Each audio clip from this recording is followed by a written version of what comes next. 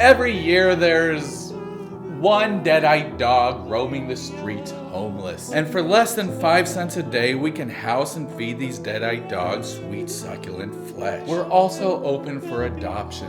Down by the cemetery, you can get a real man's dog. Not one of these little fluffy pieces of crap that only live for 10 years. This time, your best friend will be by your side forever. I love my dead-eyed dog. I have it kill all ugly women. Speaking of ugly, You found me beautiful once.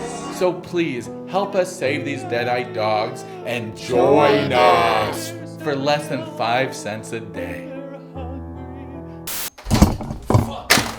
You ever feel like you just have horrible luck lately?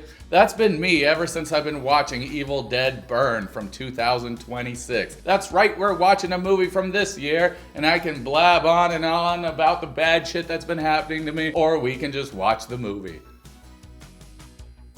Let me blab on about okay, fine. We'll watch the movie. We start off this movie with a tape being played. Oh, hell yeah, that's my jam! Alright, fine. Maybe that's not what was on the tape. So, the tape starts being played and we get a little bit of exposition.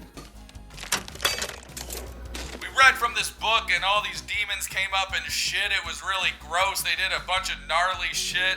But it's fine because we found an item to send these deadites back to hell. It just needs to remain hidden because if it's uncovered, the deadites will be able to find it. And then we see the thing that he's talking about become unhidden because it was like hidden with a rune and stone or some shit. I don't know. I think they just used that thing from the show From and just placed it right above it. No demons coming in this bitch. But of course, we got our guy, Joseph, who fucking uncovers it. And now we get to see crazy stuff happening. And by crazy stuff, I mean these two people on a boat. Whoa, so crazy. So these are our two victims. I mean, these are our two dudes that are here. Yeah, they're just dudes. Anyway, they're going fishing, and you know, fishing is actually really relaxing, especially when something like this happens. We're eating good tonight! Then the fisherman becomes the fish. There's only one guy here because the other guy got a call from his girlfriend, but that's not really important. He's just, he needs to talk to his girl or else he gets a little bit lonely. I understand, as a married man, if my wife calls me, all my friends can just fuck right on off. So this dude comes back and he doesn't like his friend being in the water and swimming alone, so he pulls him out and he's half the man he used to be. On the plus side, if y'all were fishing for sharks, you just made your job a lot easier. Thankfully, this dude has a chance to go swimming too, and is this the first black guy in an Evil Dead movie? I'm trying to recall all the other films beforehand, and I don't think there's ever been a black guy in any of these films. I don't know what that says about the series I adore so close to my heart, but alright, congratulations, the Evil Dead is now inclusive. It doesn't matter if you're black or white, much like Michael Jackson said, but Michael Jackson is both, so he should shut his goddamn mouth. Alright, I'm sorry. Michael Jackson is a pop star icon. And I won't ever speak bad about him again. And now we get a look at our Deadite. And this is actually the same Deadite who was at the beginning and end of Evil Dead Rise. I didn't know that when I first saw this movie. I was just like, okay, random C Deadite. Yeah, that makes sense. I'm a roll with it. I probably should have watched Rise right before watching this movie, but I have since then, and I've seen this movie 3 times now, so now I can tell, yeah, that's the same person. So after being pulled under the lake, we see him step out a little bit extra crispy. God damn it, why does this make me hungry for Popeyes? Popeye's chicken is the shiznit! So we watch this Deadite go to the road, and then she's about to get hit by a car, but then we get a booty transition! Hell yeah! Booty, booty, booty, rocket everywhere. Look at that thing! You know she poops from that thing? We open up on Joseph's birthday, and we have our heroes of the film. We have Alice, Tia, and Will. Alice and Will get into little arguments because they're a married couple that, well, let's just say Will is an abusive piece of shit, and Alice just likes to get drunk and smoke a lot, and Will always tries to stop her. How dare you stop me from partying? I'm gonna get even more drunk now, and I'm gonna smoke even more cigarettes. But baby, I wanted a baby with you, and you can't have a baby if you keep smoking. Did you just tell me to stop smoking? I'm gonna smoke way more now than I was before. Will is just worried about his kid becoming a smoker. It's called Evil Dead Burn, so just go ahead, roll one up and burn one. That makes it sound like I'm talking about pot, but you know, you can roll your own cigarettes. Most people don't. Alice proves her point about smoking more, and she goes outside to smoke, and Will is being an asshole, and then he blames Alice for his anger problems. It's your fault I abuse you. He just goes off being like, I was never this way with any of my exes. Why do you think that is? And he says this after punching his fucking car. Like, God damn it, dude. Just chillax, man. You don't have to be a level 10 already. No, save that shit for the house. I'm just joking. If you're being abused, that is fucking horrible. And whoever's abusing you deserves to get their dick cut off and shoved in their own mouth. So Will drives off drunk, and drinking and driving is such a great idea because it usually ends with a... Oh man, is a tree going to try and have sex with him like the first movie? Because that would be pretty cool. No, he just gets some head. The head then starts chanting some evil words. We've heard these words before in the other movies, but let's just reiterate in case you forgot. Kanda, Estrata, Mabagusi, Kanda. And we see Will burn to death as the head just chuckles at him. And then we get this awesome title screen, which isn't as awesome as Evil Dead Rise, though Evil Dead Rise is probably the best title screen in any horror movie ever. So that's gonna be a really hard one to top, but it's still cool. It's cool enough. And now we see the newly widowed Alice, who is about to smoke but doesn't. Guess now she doesn't want to smoke anymore because nobody's gonna try and get her pregnant. We see Chekhov's gun, but let's ignore it for now. Tia just says it just makes Joseph feel like a man. Yep, I feel like such a man now. Then we see Max, the real hero of the movie, and when Alice is getting dog loving, her shithead father-in-law shows up and tells Max to stop playing with her. Fuck you! How dare you stop Alice from getting dog loving? Don't you know that her husband just died? I mean, yeah, I guess your son just died too, but you're not giving that dog loving. You're just doing this as some weird control thing. Just let her get some moments of relief.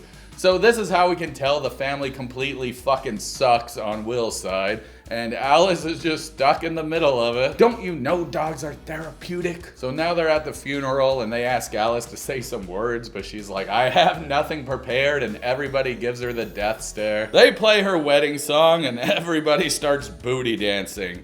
Even the grandma's definitely vibing. And now they're about to cremate Will, and then his dad shows up and is like, I need to say goodbye to my crotch demon one last time. Aw, are you gonna cry? Why don't you cry about it? Ha ha, Edgar misses his son. But then knocking happens inside of the casket. Will, are you beating off in there? Because I can lend you a hand. We see a burnt body exit the casket, and then he attacks and kills little Bow Wow. Something happens to the dad, but it happens off screen. We don't know what happened, but we see his eye has changed a certain color, and now he's inside the car waiting for his wife, and he gets so pissed off waiting for even a fraction of a second that he just starts. And now they're on the way to Joseph's house. And we see the landscape between it, and it's just a whole bunch of trees which are torn down, and this just whole field which will probably come into play later. It's Chekhov's field. Joseph's mom talks about her grandpa, who is Bruce Campbell. What? So is that Ash, or is he just playing as somebody else? Oh well, it was just a quick glance, I guess. Maybe it's just one of those little, oh, look, we got Bruce Campbell in here, who sadly will no longer play Ash anymore. Forever.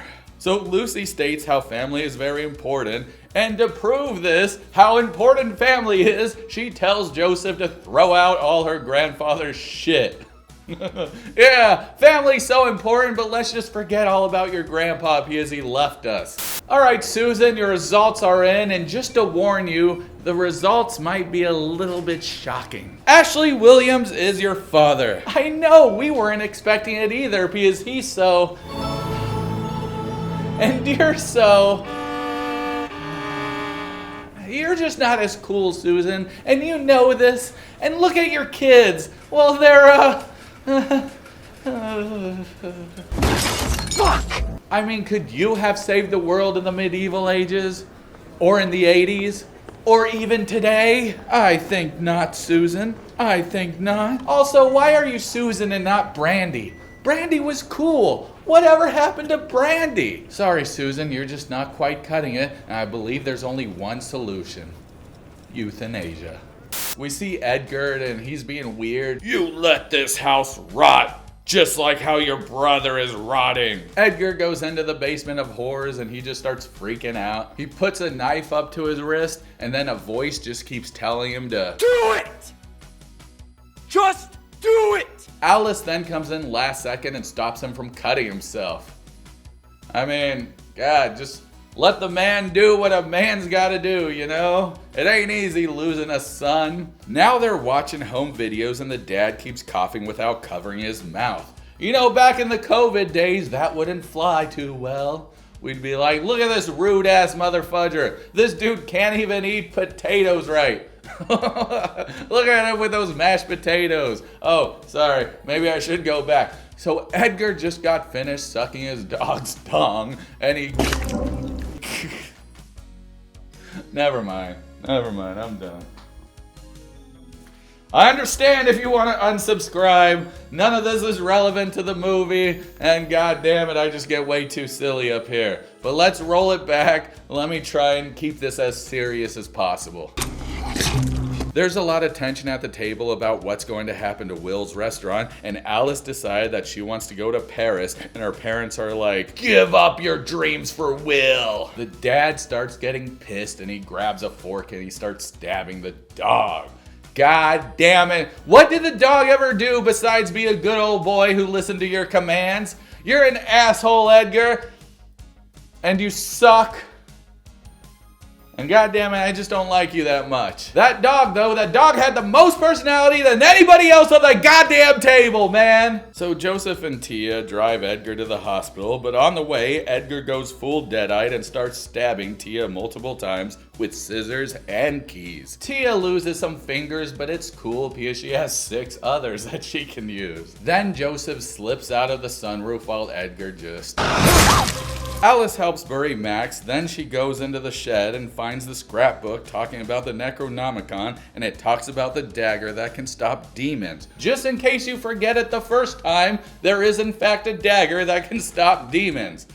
Just in case you don't remember the very beginning of the film, there is a dagger, and I'm saying it over and over in case y'all forgot again right after hearing about it. Then she finds some ancient evil words and starts saying them. Kanda, Estrata, my Bugusi.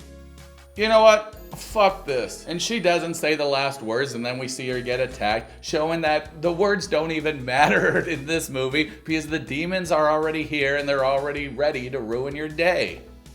Or at least make you late for dinner. So Max, who is no longer a good old boy, jumps through the window and attacks Alice. And Alice just goes back inside the house and she's just like, your dog attacked me. But she's not saying it in English, she's saying it in French. And the mom doesn't understand what the hell Alice is saying. She's just like, what? And then at that moment, Joseph comes home and he's like, Dad killed Tia. Then they get a knock on the door. Knock, knock. Who's there? You're up. You're not gonna trick me again with that one, all right? And them being the dumbasses that they are, they decide to let Tia in. And oh my God, Tia.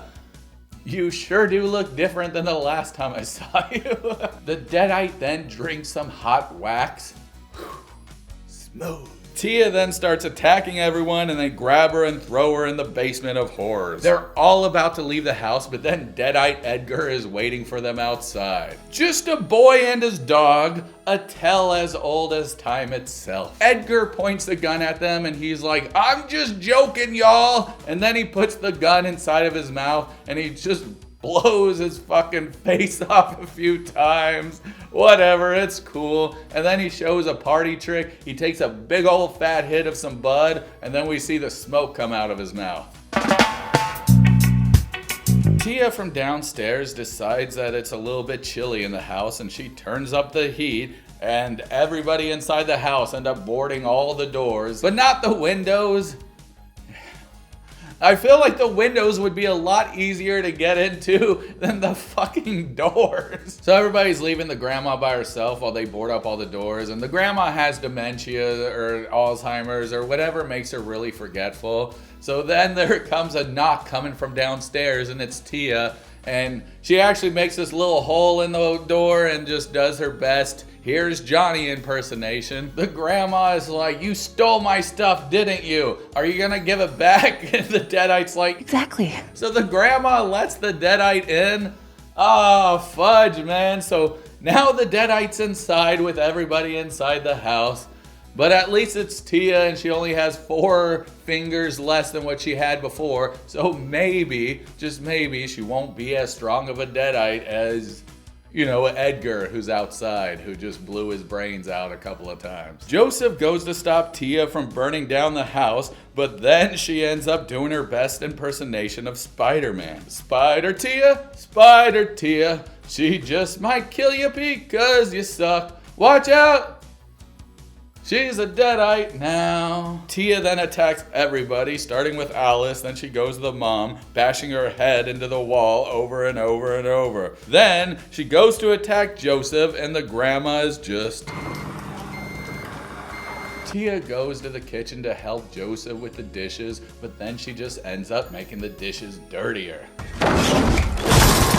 You know how hard it is to clean up blood from a plate? It might seem easy, but you never get rid of that metallic taste. Joseph then wants wine so bad that he tries to take neck wine out of Tia. And then we see the grandma and she wants to strike a deal with a Deadite, being like, all my money is in my mattress. You can go ahead and take it. It's all yours. Just leave this goddamn house.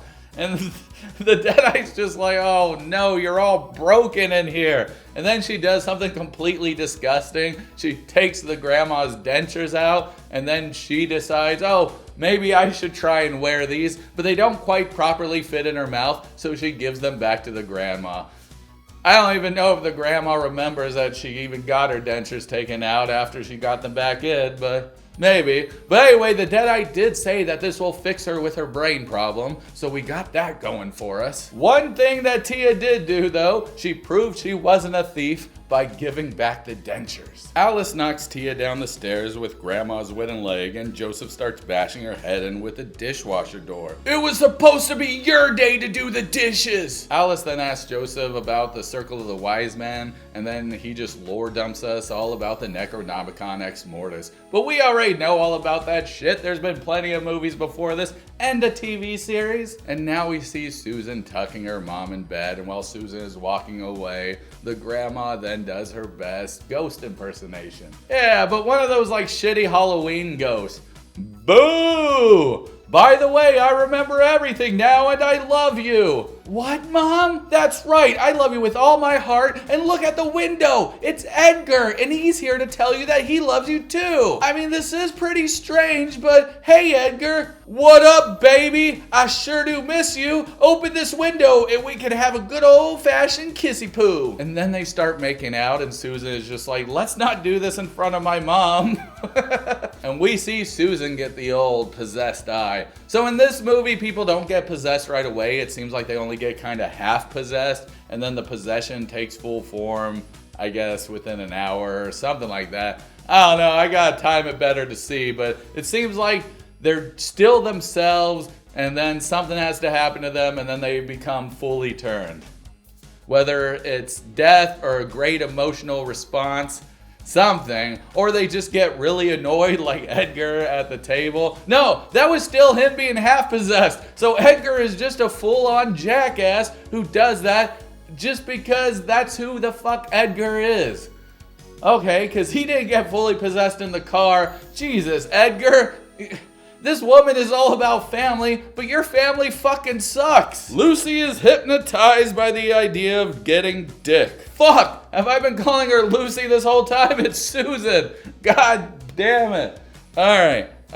Well, anytime I say Susan or Lucy, just remember they're the same person. I'm not gonna re-edit this all or reshoot shit. I've talked for too long already. God damn it. So Susan and Lucy goes back downstairs. Now it makes me sound like they're two different people. Okay, what if one's the possessed one and one's the normal person? There, let's just go with that. Where is the Kardashian dagger? Sorry, I meant to say Kardashian dagger. What the fuck is it?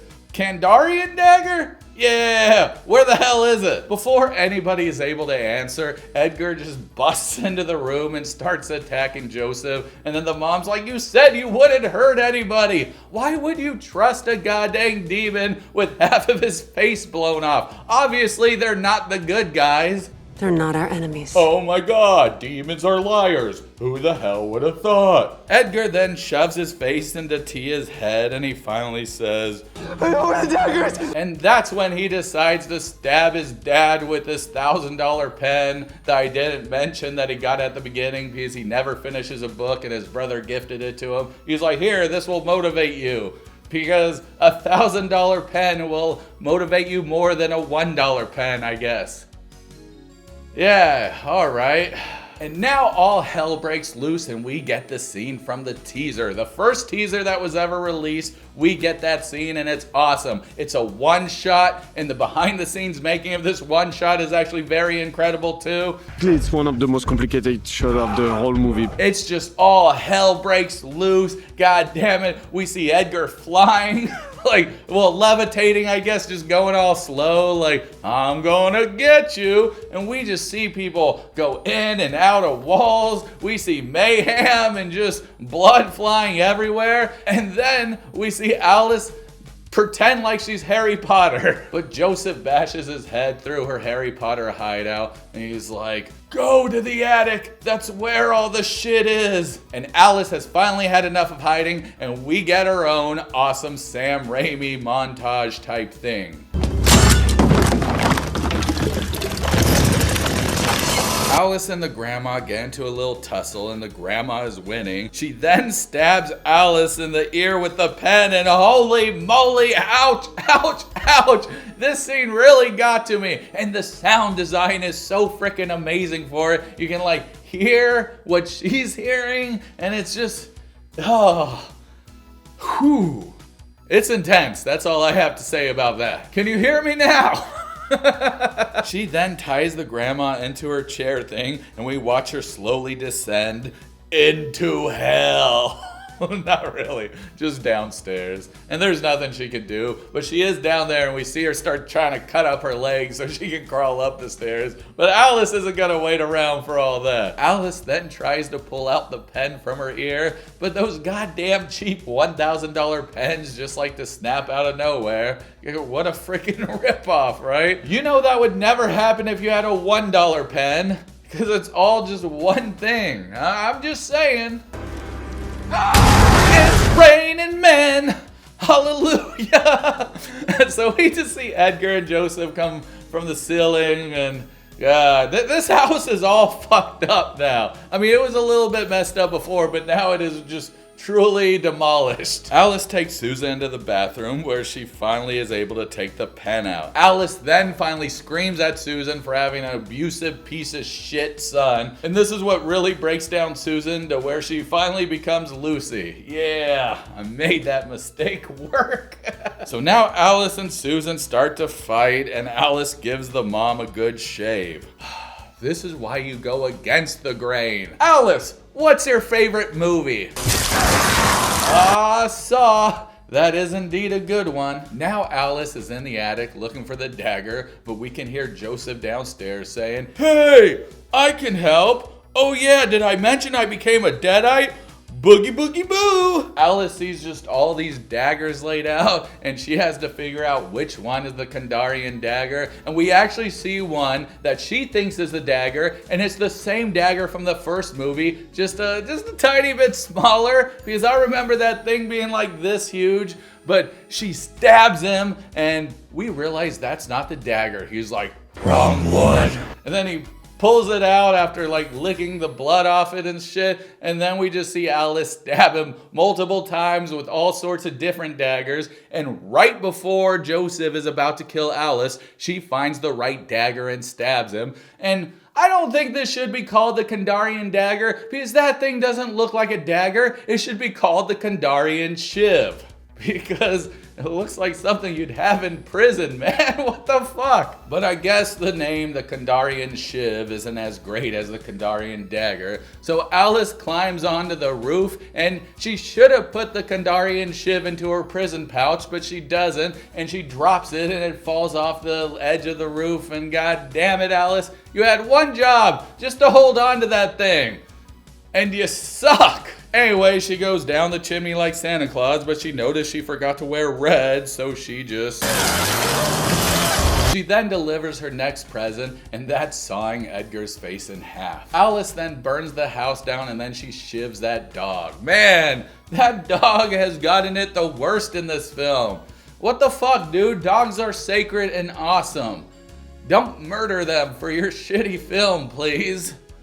I don't know why I'm calling this movie shitty. I actually kind of like it. It's probably the worst Evil Dead film, but a bad Evil Dead film is still a good horror film. Anyway, we think it's all over, but we forgot about the final boss of the movie, and that's Will. And it's supposed to be till death do we part, so come on, man, get with the program. Hey, baby, I'm back. Had to go to hell, and it kind of sucked, but now I'm CGI. How cool is that? Anyway, I'm gonna kill you. Alice ends up running away to a construction site where her and Will play the deadliest game of hide and go seek ever.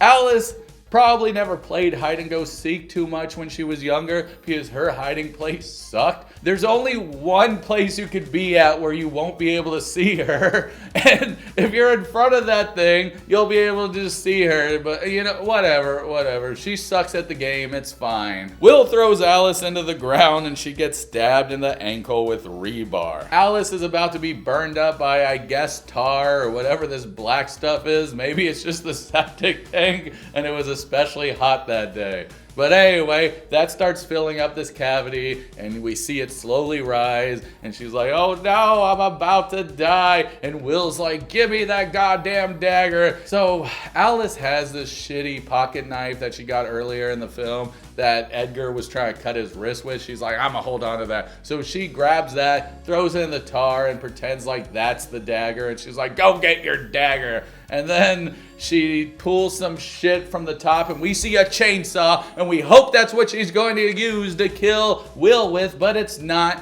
She ends up grabbing this jackhammer, and then she jacks him off. But that didn't work, but thankfully she finds the dagger and she stabs Will in the neck with it. Have you ever seen Poltergeist? Because there's a scene where a guy's face starts melting off, and she starts doing that to Will. Because for a second, Will becomes normal looking. You know how Deadites like to play mind games with you? And then Alice is just like, oh, I'm gonna tear your face off and make it all gross and shit. And he's like, but Alice, I loved you. And she's like, that's not enough. I want your 401k, goddammit. We don't have that running this shitty restaurant. In fact, we were in debt. I need more than just love. I need croissants from Paris. And the film ends with Alice having a cigarette because nothing makes you feel more alive than something that will kill you. Should I talk about the end credit scenes? There's two of them, one mid-end credit scene and then one actual end credit scene. Oh yeah, I'll talk about it. I'll just be super brief. So the first end credit scene, mid-end credit, how do you call that? Mid-credit scene? Yeah, after the, ooh, look, it's all these names of people that I've never heard of, we cut to the grandma, and she's crawling all over the floor, and she's like, my legs. I don't have any legs.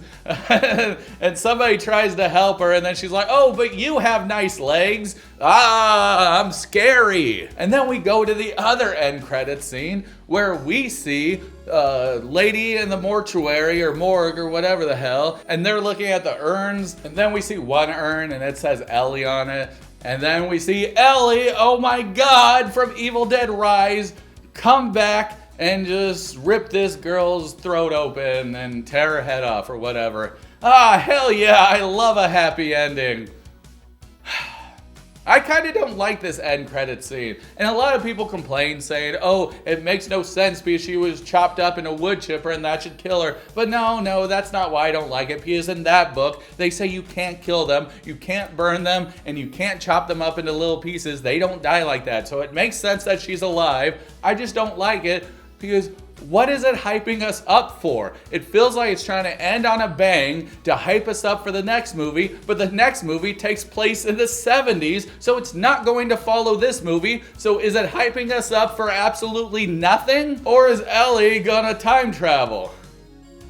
And then that's kind of silly too, but whatever. Alright, that's Evil Dead Burn, the worst Evil Dead movie, but it's still an alright movie. In fact, if I had to rate it, I'd give it 3.5 Deadites out of 5. Yeah, it could be worse, but it's still a really fun and just intense horror movie that doesn't let up once it starts going, and I think that's really important for Evil Dead movies. So what did we learn while watching Evil Dead Burn? We learned that family sucks and you should always avoid them because they'll always disappoint you and try and kill you in the end, especially if there's a dog involved. They'll kill it and then they'll kill it again, and then you'll just have to see this poor old boy who could have had many years left ahead of him just not. And you know, dogs don't live that long anyway, and they're your best friends. How could you do that to your best friend? You can't, unless if you're a major asshole, and that goes back to family sucking. So what I learned in this film is to just ignore your family because they're all garbage and they'll try and kill you. So remember that, all you toddlers at home, just leave your parents, say fuck you, you're gonna kill the dog, and I don't want any part of it.